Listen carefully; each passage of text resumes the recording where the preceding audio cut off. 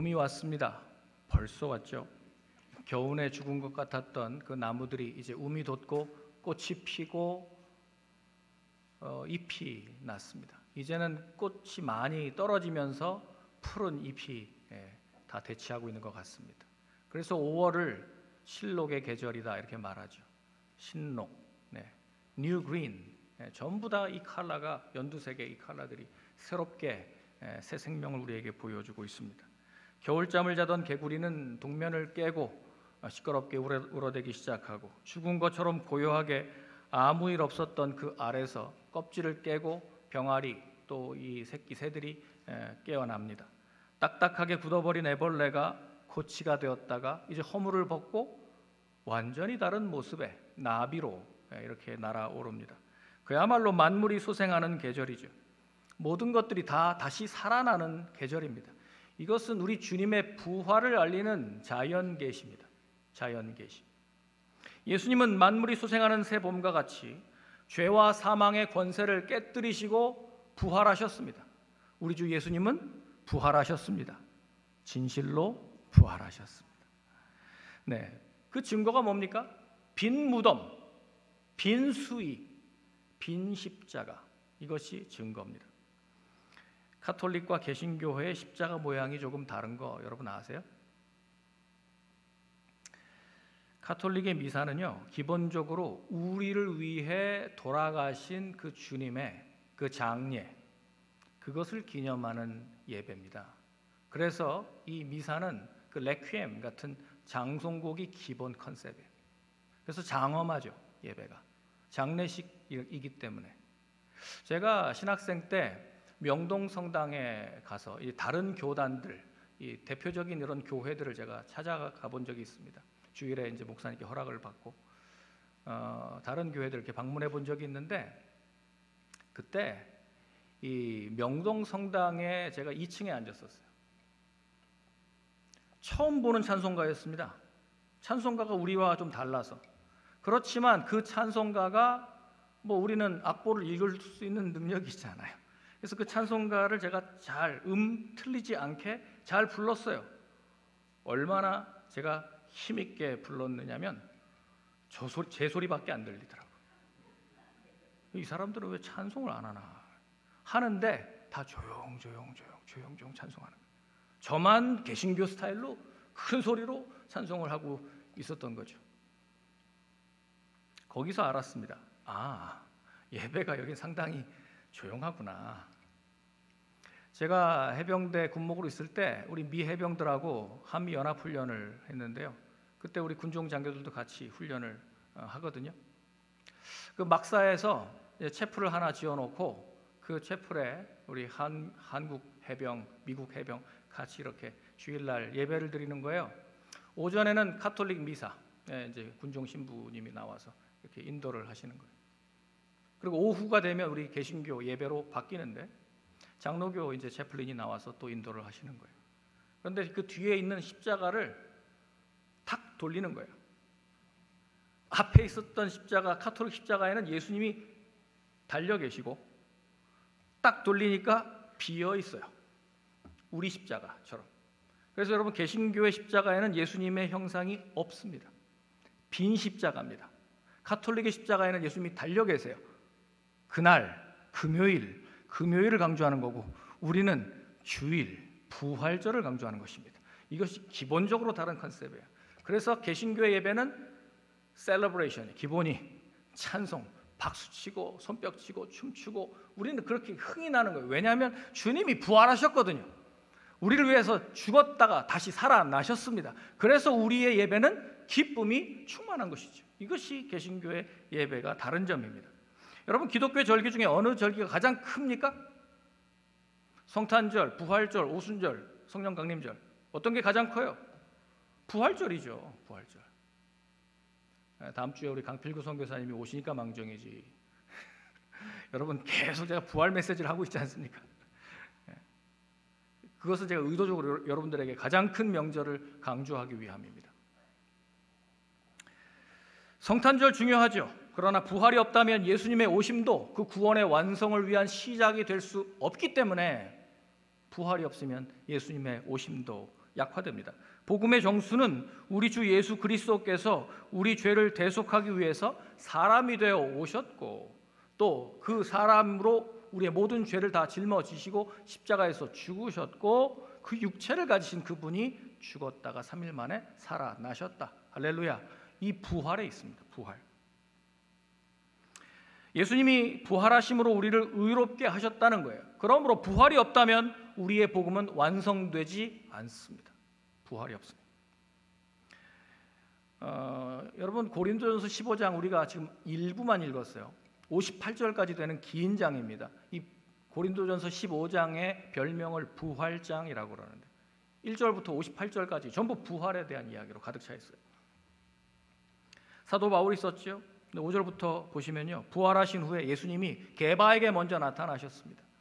그리고 후에 12제자에게 보이시고, 그 후에 500여 형제에게 일시에 보이셨으며, 그 후에 야고보에게 나타나시고, 그 후에 모든 사도에게와 맨 나중에 만삭되지 못하여 난 자 같은 자신, 하나님의 교회를 핍박하고 스데반 집사를 순교에 이르도록 했던 장본인, 그 살인자, 그 핍박자 사울에게까지 보여주셔서 오직 하나님의 은혜와 능력으로 그를 변화시켜서 부활의 증인되게 하셨다는 말입니다. 그래서 사도들에 의해서 복음서가 기록되고 사도행전과 서신서가 기록된 것이죠. 그것이 우리 성경입니다. 기독교 2000년 역사 가운데 한결같이 흐르고 있는 공통된 복음의 핵심 메시지, 예수 그리스도께서 부활하셨다라고 하는 것입니다. 그래서 역사의 주인이 되셨다는 선포죠. 자연이 증거하고 증거물이 있고 빈 수의, 빈 무덤, 빈 십자가, 또 증인들의 증언이 역사와 성경에 기록되어 있지 않습니까? 예수님은 부활하셨습니다. 진실로 부활하셨습니다. 그럼에도 불구하고 부활을 믿지 못하는 사람들이 초대교회에도 있었나 봅니다. 그리스도께서 죽은 자 가운데서 다시 살아나셨다 전파되었거늘. 우리 12절 말씀 한번 보겠습니다. 오늘 본문에 이것이 문제 제기예요. 질문이에요. 그리스도께서 죽은 자 가운데서 다시 살아나셨다 전파되었거늘 너희 중에서 어떤 사람들은 어찌하여 죽은 자 가운데서 부활이 없다라고 하느냐. 예수님의 부활은 인정합니다마는, 아니, 보통 사람이 죽으면 거기서 끝이지 뭘 또 다시 살아납니까? 그러니까 일반적으로 사람이 죽으면 끝이지 어떻게 사람이 죽었다가 다시 살아납니까? 라고 하는, 예수 그리스도의 부활과 자신의 삶을 연결을 못 시키는 이런 불신앙이 그 고린도 교회에 있었다는 얘기죠. 한번 생각해 보십시다. 만일 죽은 자가 다시 살아나는 일이 없다면 예수님은 어떻게 살아나실 수 있었습니까? 하나님이 성령으로 말미암아 죽었던 예수님을 다시 일으켜 세우셨는데, 그것은 물론 초자연적인 능력이긴 하지만 하나님이 한 번 일으켜 세우셨다는 얘기는 이제 예수 그리스도 안에서 잠자는 자들은 모두가 예수님과 동일하게 이 효과를 나타낸다는 것이죠. 여러분, 이것이 자연 법칙이 돼버리는 거예요. 이 영적인 원리가 자연 법칙이 된다는 거예요.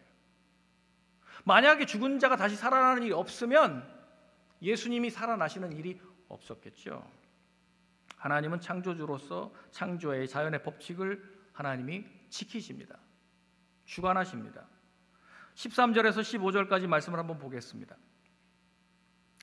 만일 죽은 자의 부활이 없으면, 계속 이 말이 반복돼요. if절이죠.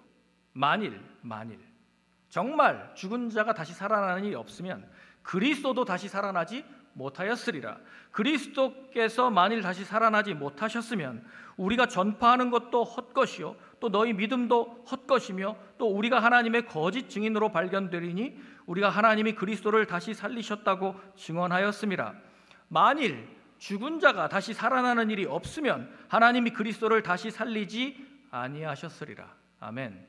여러분, 만약에 그리스도께서 다시 살아나는 일이 없었다라고 한다면 사도 바울을 비롯한 지금 사도들의 모든 전도는 전부 헛것 아닙니까? 헛것. 케노시스. 텅 비었다는 거예요.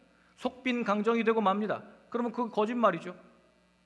예수님이 살아나셨는데 그 예수님이 살아나셨다라고 하는 사실을 거짓으로 치부한다면 예수님은 희대 사기꾼이 되어버리고 말고 또 목회자와 사도들과 이 전도자들의 그 모든 복음 메시지들은 전부 거짓말이 되는 것이죠. 슐라터라고 하는 신학자가 이렇게 말합니다. 아무도 죽은 자를 위해 자기 자신을 내어줄 수 있는 사람은 없다. 죽은 자에게서 어떤 것도 기대하거나 받을 수 없기 때문이다. 그렇죠. 만약에 예수님이 죽은 것으로 끝났다면 우리가 하는 이 예배가 무슨 의미가 있습니까? 헛겁니다. 우리의 모든 수고는 다 헛된 것입니다. 사도 바울이 예수 그리스도 살아나셨다라고 하는 이 복음을 증거하기 위해서 가는 곳마다 그의 적대자들로 인해서 핍박을 받고 또 고난을 많이 당했지 않습니까? 체포당하면 또 고문당하고 또 매맞고 감금되고 옥에 몇 번을 갇혔습니까? 또 로마로 가던 길에 파선해서 죽을 고비를 넘기고 이 모든 수고를 왜 합니까? 그 모든 수고가 다 헛것 아닙니까? 예수님 부활하시지 않았다면. 그래서 다른 종교와 다른 거예요. 다른 종교는 전부 다 무덤이 있어요. 창시자의 무덤이 있어요. 죽은 것을 그들도 다 인정합니다. 근데 죽었다라고 하는데 무엇을 경배한다는 말입니까? 우리는 예수님이 다시 살아나셨어요. 예수님 지금 하나님 보좌 우편에 앉아 계시고 다시 오십니다. 우리는 그 사실을 믿기 때문에 우리의 기도를 들으시는 분이 살아계신 주님임을 우리는 믿기 때문에 기도하는 것이죠. 그냥 지성이면 감천이다라고 하는 식으로 만들어 놓은 우상 앞에 듣든지 말든지 내 소원을 아랜다라고 하는 그런 기도가 아니에요. 우리는 반드시 들으시는 분이 계시고 그분이 응답하시는 줄 믿습니다. 부활하신 주님이 계시기 때문에. 그러므로 부활이 없다면 여러분 여전히 우리는 죄 가운데 있을 거라 그랬잖아요. 17절 말씀에 보면. 자, 16절 17절을 그럼 다시 보겠습니다. 16절 17절. 만일 죽은 자가 다시 살아나는 일이 없으면 그리스도도 다시 살아나신 일이 없었을 터이요. 그리스도께서 다시 살아나신 일이 없으면 너희의 믿음도 헛되고 너희는 어떻게 해요? 여전히 죄 가운데 있을 것이다. 예수님이 십자가에 왜 달려 돌아가셨어요? 우리 죄를 정하시기 위해서. 우리 죄 때문에 죄의 삭은 사망이라 주님이 그 징계를 받으시기 위해서 죽으신 거잖아요. 그런데 죽으신 것으로 끝나셨다면 그리고 그 죽음을 이기지 못하셨다면 우리는 여전히 그 죄에 대한 그 결과, 그 죽음의 문제가 여전히 있는 거 남아있는 거 아닙니까? 그러면 예수님이 부활하시지 않았다면 우린 여전히 죽음을 해결하지 못했고 우린 여전히 죄 가운데 머물러 있는 거지요. 그럼 완성이 안 되는 거예요. 우리 여전히 죄인으로 남아있고 말 것입니다. 18절입니다. 또한 그리스도 안에서 잠자는 자도 망하였으리니 만일 그리스도 안에서 우리가 바라는 것이 다만 이 세상의 삶뿐이면 모든 사람 가운데 우리가 더욱 불쌍한 자이리라. 여러분, 만약에 잠자는 자, 왜 그리스도 안에서는 잠자는 자라고 말을 했을까요? 죽은 사람을. 잠자는 것과 똑같아요. 자고 일어나서 다시 깨우면 그 사람이 일어나는 것처럼 그리스도 안에 잠자는 사람은 일어납니다. 왜냐하면 주님께서 일어나셨거든요. 여러분 이 사실을 믿으십니까? 이 사실을 믿는 것이 기독교 신앙이에요. 그래서 잠자는 자라고 표현하는 거예요. 그래서 심지어 우리 기독교의 장례식은 거기에도 웃음이 있고 거기에도 기쁨이 있어요. 왜? 그것이 끝이 아니기 때문에. 끝이 아니기 때문에. 바울은 결론적으로 만일 그리스도 안에서 우리의 바라는 것이 다만 이 생뿐이라고 한다면 우리는 가장 불쌍한 사람이 되고 말 것이다. 그의 모든 수고가 얼마나 헛수고입니까? 또 우리 성도들은 매주일 나와서 예배하고 손해보고 양보하고 희생하고 또 절제하고 우리의 모든 수고도 그러면 무슨 의미입니까? 무슨 수고입니까? 그게 헛수고죠. 여러분 그래서 그리스도의 부활이 없다면 우리 기독교는 터가 무너지는 겁니다. 우리 기초, 우리 신앙의 터전은 예수 그리스도의 부활인 줄 믿습니다. 그래서 부활 위에 우리가 교회에 부활 위에 우리의 신앙이 세워지는 것입니다. 사랑하는 성도 여러분, 우리가 구원받은 분명한 사실은 우리 주 예수 그리스도께서 우리를 위하여 죽으셨을 뿐 아니라 3일 만에 부활하셨기 때문입니다. 이 사실 위에 우리는 신앙을 올리고 우리 교회가 세워진 것입니다. 3절 4절 말씀 이렇게 말합니다. 우리가 구원받은 것은 분명히 성경대로 그리스도께서 우리 죄를 위하여 죽으셨고요, 장사 지낸 바 되었다가 성경대로 사흘 만에 다시 살아나셨습니다. 주님이 부활하신 것은 구약 성경 말씀의 성취예요. 그대로 성경대로. 죽은 자가 어떻게 다시 살아날 수 있느냐 의심하면서 믿지 못하는 무리들이 있었지만, 그러나 예수 그리스도는 살아나셨습니다. 그러므로 우리 그리스도인들에게는 그러나의 역사가 있는 것입니다. 20절 말씀이죠. 오늘 읽은 마지막 절 20절 같이 읽겠습니다. 시작. 그러나 이제 그리스도께서 죽은 자 가운데서 다시 살아나사 잠자는 자들의 첫 열매가 되셨도다. 아멘. 할렐루야. 여러분, 다시 살아나셔서 잠자는 자들의 첫 열매가 되셨다. 저 첫 열매가 무슨 뜻일까요? 첫 열매, 아파르케라는 말인데요, 아르케가 시작이에요. 아파르케. 예, 이것이 우리를 다시 시작하는, 여러분 이런 거죠. 착수금, 계약금. 우리가 자동차를 사려고 할 때 먼저 다운페이 하잖아요. 착수금을 딱 냅니다. 계약을 합니다. 그러면 뭐 거기에 뭐 10분의 1 아니면 어떤 경우는 100분의 1밖에 안 냈는데 실물이 와요. 나한테. 그게 내 거라고요. 이제부터 내가 갚아 나가는 거니까. 착수금. 여러분, 부활의 첫 열매가 무슨 말이냐면 예수님이 잠자는 자들 가운데 첫 열매로 시작했기 때문에 이제 그 안에서 잠자는 자들은 전부 다 예수님과 함께 따라서 일어난다라고 하는 말입니다. 할렐루야. 얼마나 확실합니까? 대추수를 지금 예고하는 신호탄과 같은 거예요. 첫 열매를 봤다 그러면 이제 앞으로 이와 똑같은 열매들이 줄줄이 따라올 대추수를 우리가 볼 수 있는 거 아닙니까? 그 보증이 된다는 거예요. 그래서 첫 열매라는 말을 하는 것이죠. 그래서 그러나 이제 그리스도께서 잠자는 자들의 첫 열매가 되었다. 그러나 우리는 이 그러나의 신앙을 갖고 있는 것이죠. 우리의 전도가 거짓이 될 수 없는 까닭은 예수님이 부활하셨기 때문입니다. 아멘. 우리의 믿음이 헛되지 않은 것은 예수님이 부활하셨기 때문입니다. 우리의 죄가 용서받아 자유케 된 것은 예수님이 부활하셨기 때문입니다. 주 안에서 먼저 간 성도들, 잠자는 자들에게 소망이 있는 까닭은 예수님이 부활하셨기 때문입니다. 우리가 이 세상에서 가장 불쌍한 사람이 되지 않는 까닭은 예수님이 부활하셨기 때문입니다. 믿습니까? 여러분, 그래서 우리는 불쌍한 사람이 아니에요. 기독교인을 잡아 죽이는데 앞장섰던 이 살해자 사울을 완전히 변화시켜서 전도자, 예수 그리스도의 부활을 증거하는 증인으로 바꿀 수 있었던 그 능력, 부활하신 주님을 만났기 때문입니다. 극악무도한 범죄자가 온순한 양처럼 변화되고 완전히 새 사람이 되는 것이 어떻게 가능합니까? 그가 부활하신 예수 그리스도를 만났기 때문입니다. 지금도 많은 구치소, 형무소에서 복음 전도자들이 넣어주는 그 성경을 읽고 사람들이 거기서 변화돼요. 그러니까 왜 꼭 감옥에 가서 그렇게 변화되려고 하지 마시고요.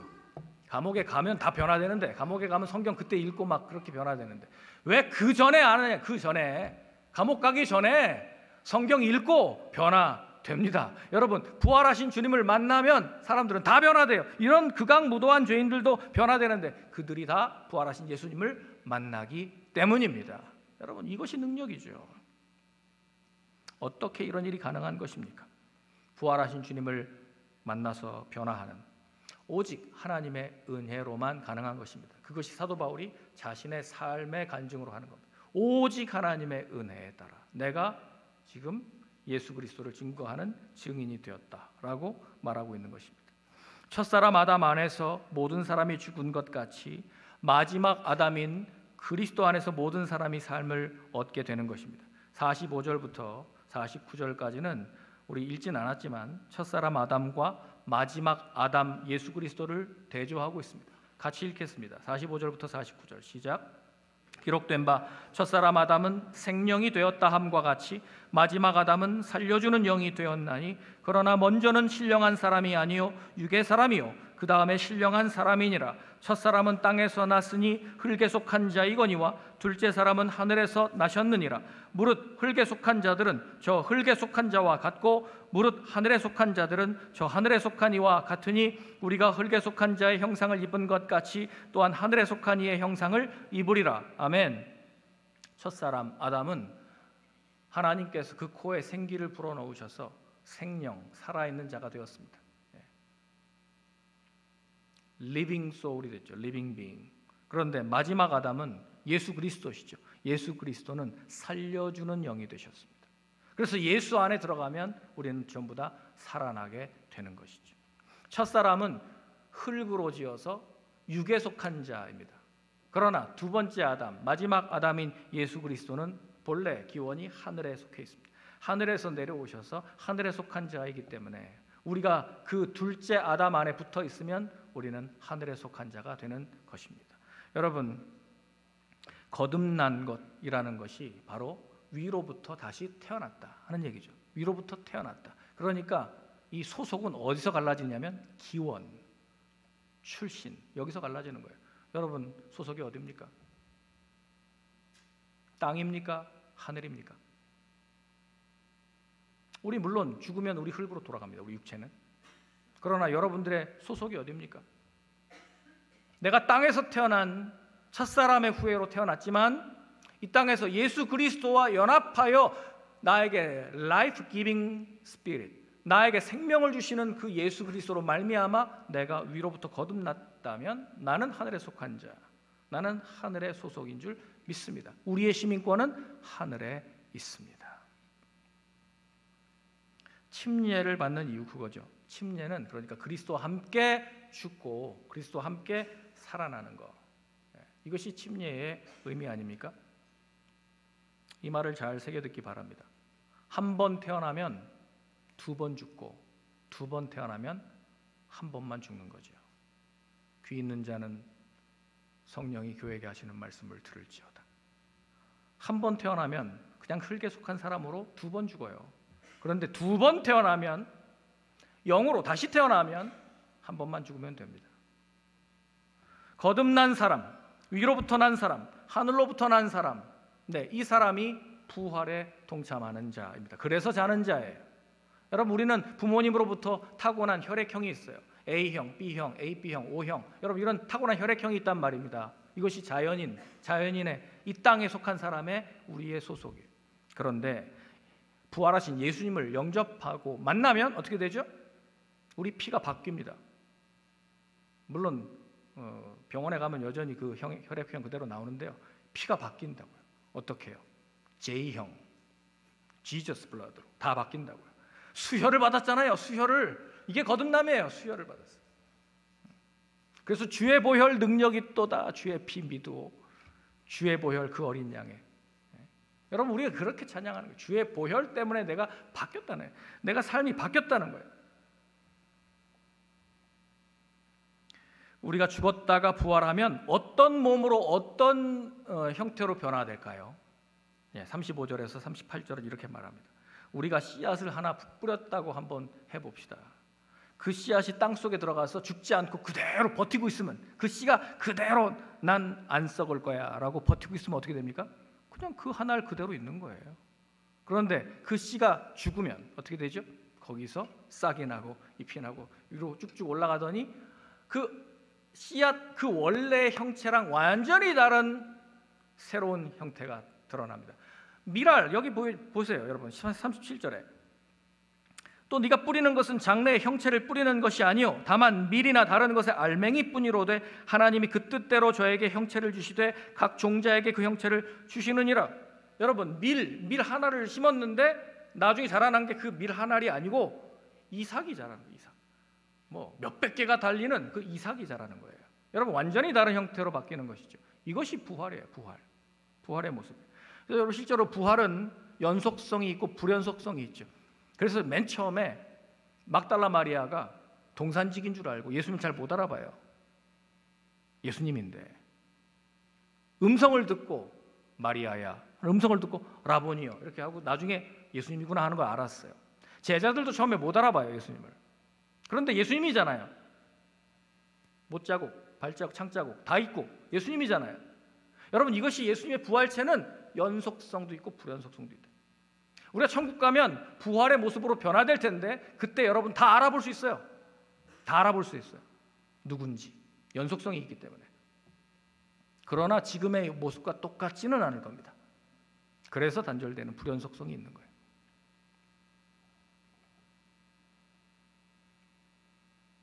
(42절) 이하에 보면요, 그러므로 우리는 썩을 것으로 심고 썩지 아니할 것으로 다시 살며 또 욕된 것으로 심고 영광스러운 것으로 다시 살며 약한 것으로 심었는데 강한 것으로 다시 살며 육의 몸으로 심었는데 신령한 몸으로 다시 산다. 여러분, 이것만큼 수지 맞는 일이 어디 있습니까?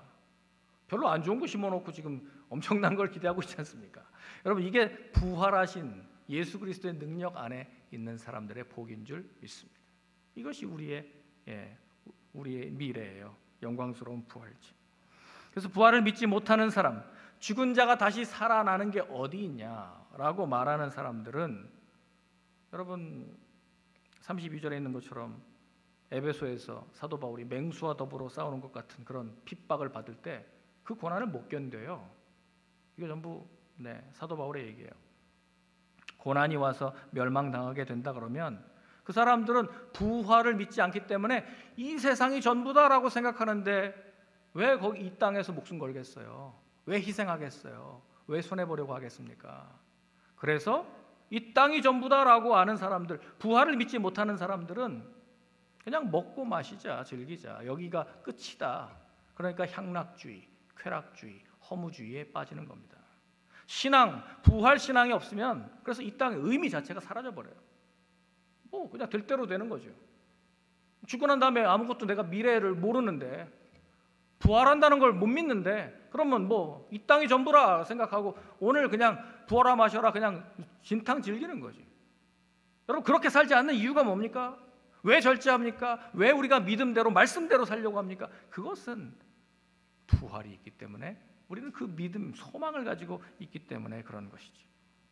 54절입니다. 이 썩을 것이 썩지 아니함을 입고 이 죽을 것이 죽지 아니함을 입을 때에는 사망을 삼키고, 그러니까 사망이 이김에 삼킨 바 되고 사망을 삼키고 이기리라고 기록된 말씀이 이루어지리라. 55절. 사망아, 너의 이기는 것이 어디 있느냐? 사망아, 너의 쏘는 것이 어디 있느냐?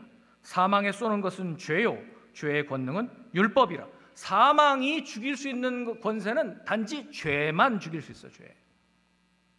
사망이 합법적으로 권한을 갖고 있는 것은 죄에 대한 대가이기 때문에 죄만 죽일 수 있어요. 그러나 그 죄를 꺾고 죄를 이겨버리고 부활로 다시 우리를 살려주신 예수 그리스도의 그 부활 안에 우리가 들어간다면 사망은 그 부활하신 예수님 안에서는 아무런 능력도 발휘할 수 없습니다. 그것이 부활신앙의 능력입니다. 그래서 우리는 죽어도 살겠고 무릇 살아서 예수 그리스도를 믿는 자는 영원히 죽지 않습니다. 여러분, 이 사실을 믿으십니까? 이것이 부활신앙의 능력입니다. 57절. 우리 주 예수 그리스도로 말미암아 우리에게 이김을 주시는 하나님께 감사하십시다.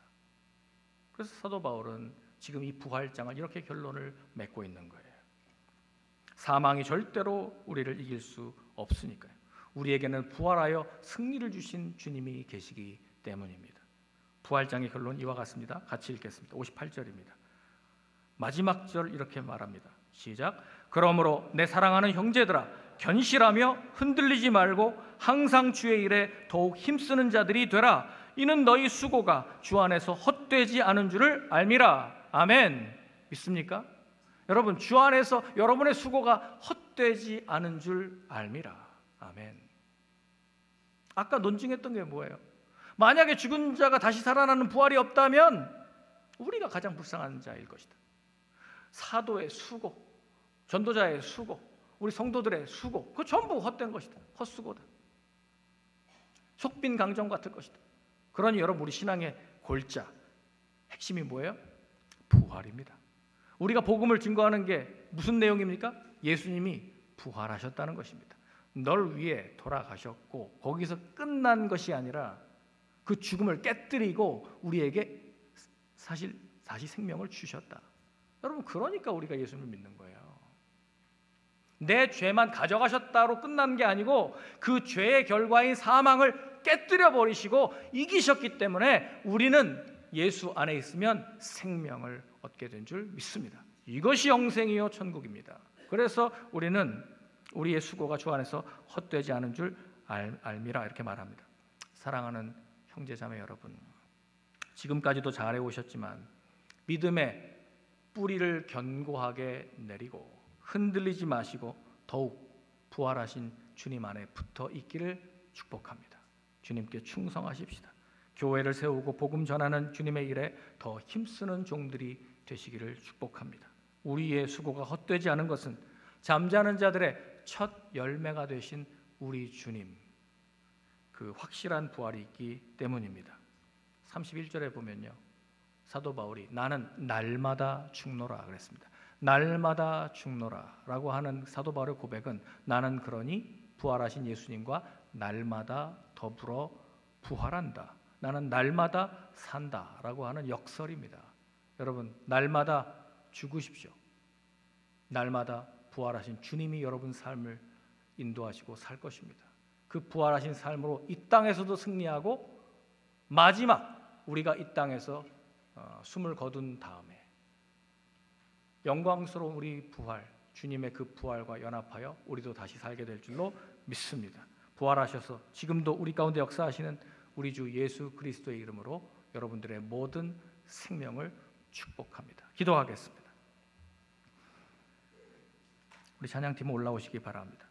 예수는 우리 범죄한 것 때문에 내줌이 되고 또한 우리를 의롭다 하시기 위하여 살아나셨느니라. 아멘. 주님께서 우리의 모든 죄를 대신 짊어지시고 십자가에서 죽으셨을 뿐 아니라 이제 잠자는 자들의 첫 열매로 다시 살아나심으로 우리에게 생명과 또한 천국의 소망이 되어 주셨음에 감사를 드립니다.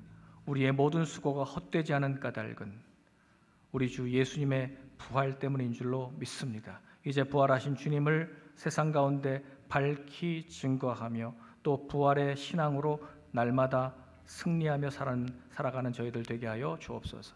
예수 그리스도 이름으로 기도하옵나이다. 아멘.